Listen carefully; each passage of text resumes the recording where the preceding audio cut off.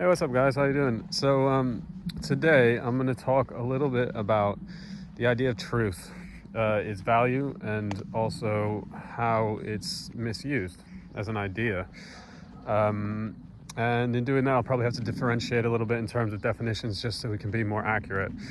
Because, okay, so we'll talk about truth in the practical, personal, spiritual, psychological sense of actually your life, and then talk about the abstract concept of truth and its social applications, which we're all sort of aware of. But again, I want to elaborate a bit on these sort of misconceptions and all this stuff that's come up through postmodern philosophy and the idea that there is no truth or that truth is subjective, and there's all these different things that have come through and been wildly interpreted in many different directions. But I just want to give my understanding of this problem, because it's a problem in people's thinking right now, which is leading to all these sort of crazy statements and people doing crazy things regarding their definitions of themselves, stuff like that, which to any sort of many people seems totally insane or totally ridiculous, but it's hard to explain why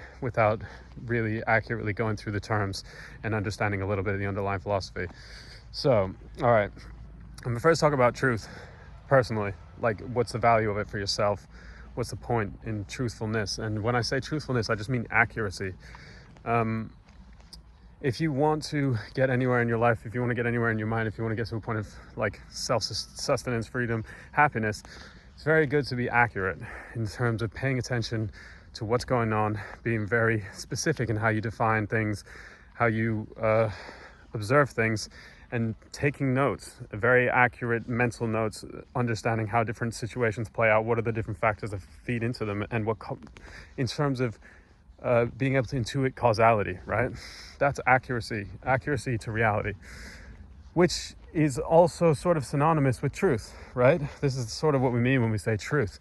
However, the idea of truth, if you maybe say truth with a capital T, is actually something that's been wildly debated in philosophy, and it basically, that goes back to, because it seems ridiculous, why even bother debating it?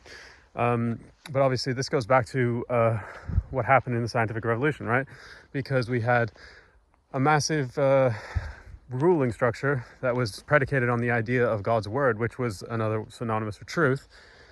And then when science started doing its thing and giving other explanations, then they had to give a new word for the sort of authority of the word of God, and that became truth. And then people started to debate, oh, well, how can you know it's true? How can you not know it's true? And I think that's pretty much irrelevant, because we all have direct access to our own experience, and our own experience leads us to observe certain patterns, and those certain patterns are repeatable, and we can know that ourselves, right? So all this stuff about the validity of truth, whether truth exists or not, or if it's all in your head, or everyone has a different truth, that's just silliness of words and differences of opinion, which are pretty much irrelevant to your experience, because your experience is your own experience, and you experience what you experience, you see what you see, and you can know what you know, to very high degrees of accuracy, to the point where you can predict things coming, you can see stuff, you can observe large level patterns, and you can act accordingly for the future. And most successful people do this, right? And this is, I mean, you get people on this sort of side saying, oh, well, this is insane.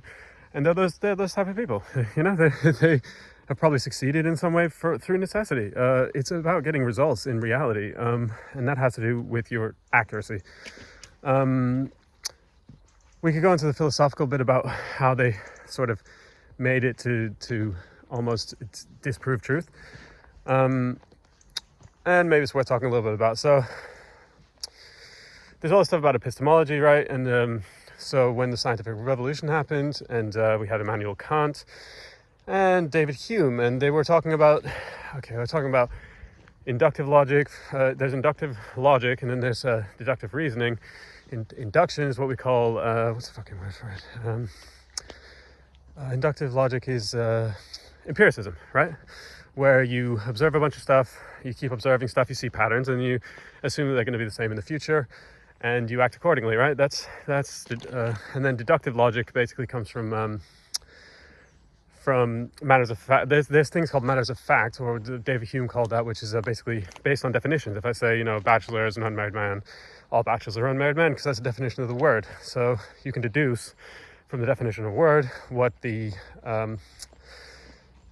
truth behind it, right? Because the truth is fixed in the terms of the actual words, right? That's truth in language, and this is mostly what philosophers and all that in the 60s argued against, is the truth of language and the truth in books, which doesn't say anything about the reality of your own experience and the fact that there are certain patterns in nature. The only compelling argument really for the against empiricism was David Hume, who just pointed out merely the fact is that, okay, you can observe the same bird in the same tree every single day for your whole lifetime. However, you can't observe any real rule that says that has to be the case. There's nothing stopping that bird from not being there the next day. And to make a proof, the idea that there's a proof based on just the observation of something being the case is a logical leap that isn't given in its own proof. So if you're talking about epistemology, how do you define, how do you know something to be true? And you're using empiricism as your way of knowing things to be true. There's no actual epistemological basis for saying that because you've observed things a number of times to be one way, that they're necessarily going to be the same way again, which is also true. It has to do with the nature of time. And I just was recording a video about that because that's what I wrote a book on. But I decided that I'm going to wait until that's published and then I'll start talking about it. Even though I wrote the book 7 years ago and I've only managed to get it published now. But it's more poignant now because at that 7 years ago, it was like, it's still pretty niche. I mean, it's people aren't going to be talking about it for another 20 years. But anyway, truth. So just a quick sum up, right? Truth itself is a word, right? It's a concept. And as Nietzsche pointed out really well, that think about this. If someone says something is true, okay? If I tell you that there's a monster or there's a tiger around over that hill, what does that imply? It depends on who you are, but it basically implies don't go over that fucking hill. So therefore, within the way that truth operates within human interaction is that actually hidden within the idea of there being a truth or a fact, there is a value statement also. So very regularly, the idea of definite facts have been used to cause people to unthinkingly, based on the trust of that fact being the case, to act en masse in certain ways. And so that's, as we know, very well manipulated. That's not to say that there isn't truth by definition of words, which is a lot of what basically philosophy is doing, which is kind of, it's not a waste of time. It's good to expand your mind a bit and get to know what people have been thinking over the centuries, but it's kind of just pointless. It's like you define a word and then within that set of definitions you can argue about what it means. So there's truth in words based on their structure, right? Based on the structure of language, there is the idea that one thing means something and then that gives you a truth. But the more interesting and useful truth is the recognition of patterns that occur through time based on it. The only way to understand causality is by being accurate in observing the coming and going of things, the becoming of new things, what causes what to happen. And you can, and I'm sure you and I have many times seen things coming, predicted things, with people's behavior, if you've had to deal with a lot of difficult people, in society, there's many predictable things that have happened. I'm sure a lot of you will have had this prediction. And what I want to get to with that is truth. Okay, this is it's already been 10 minutes. Anyway, for you, in your spiritual journey, if that's what you're after, or just in your basic, I don't even want to use the word spiritual anymore, just the happiness, living a good life, being the cause of the things that happen.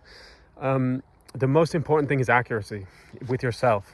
That's the whole thing. That's what all of this sort of self-work is about, is actually undoing the misconceptions that we have about ourselves and our behavior and how that's having knock-on effects in our lives and our emotional state. So what I'm saying is that accuracy is the most important thing, but that doesn't have to be attached to any theory. And I'm telling you, it's not going to be attached to any theory. You make your own theories. You observe the cause and effect of things, and then you take notes, mental notes, and really pay attention to what's going on. That's the most important thing for all growth, all success, everything in life, is your accuracy to the facts. Oh, and the other point is dishonesty. This is why, I mean, it's funny, I didn't know this before, but the Alcoholics Anonymous, like one of the things that you have to do, or whatever, Drugs Anonymous, whatever, is to be totally honest. But I think it's really interesting because one thing that is the case is that if you operate by deception, right? If you use deception to get what you want out of other people, you end up digging yourself this massive hole, because the only way to perpetuate these things with other people is to be convincing, is you have to lie to yourself. And what happens when you start lying to yourself is that you lose that ability to check what's going on in reality, which means that you actually lose your capacity to get what you want. So people who manipulate to get what they want, or there are many forms of manipulation. Maybe we can talk about that if people are interested in it, because I'm very experienced with people of that nature. By being generous and kind, if you are, then you've probably dealt with a lot of them.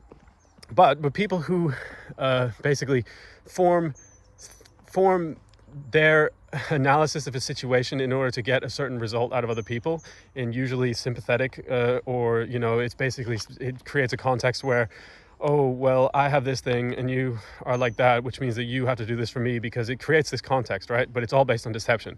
That person starts deceiving themselves, and in doing so, they lose their ability to check reality properly, which means they lose their ability to actually function and be self-sufficient, which means that then they become parasitic almost on other people, because they require other people to get what they need, because they've lost the ability to actually check reality, understand what's right and wrong, or how to even get what they need for themselves. And it's an extremely negative cycle that basically probably en masse is affecting the whole world right now.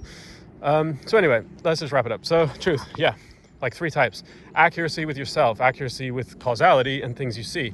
Be truthful to yourself, be accurate with everything you see, and you will really make big progress really fast. Really pay attention, look for stuff, and don't look for theories to tell you the truth. Just the only real thing you can know is from your experience and your regularities. That said, truth in language, look for it. You need to find definitions, right? Truth in language is just definitions. And be aware that actually, the fact is, with science and everything that we know right now, there is no principle, there is no actual, there's no logical proof or reason to assume that everything is how it is, right? And I just say this in terms of having a little bit of openness to the fact of possibility. Whenever someone's saying that things are absolutely the case and they're basing it on scientific theory, they're not even aware that empiricism doesn't have that, and everything is disproven.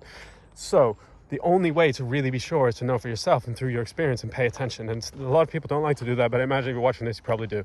So if you like that, just please subscribe, building the channel and stuff, and put in comments or whatever if you want to see stuff. Or anyway, hope you're having a good day.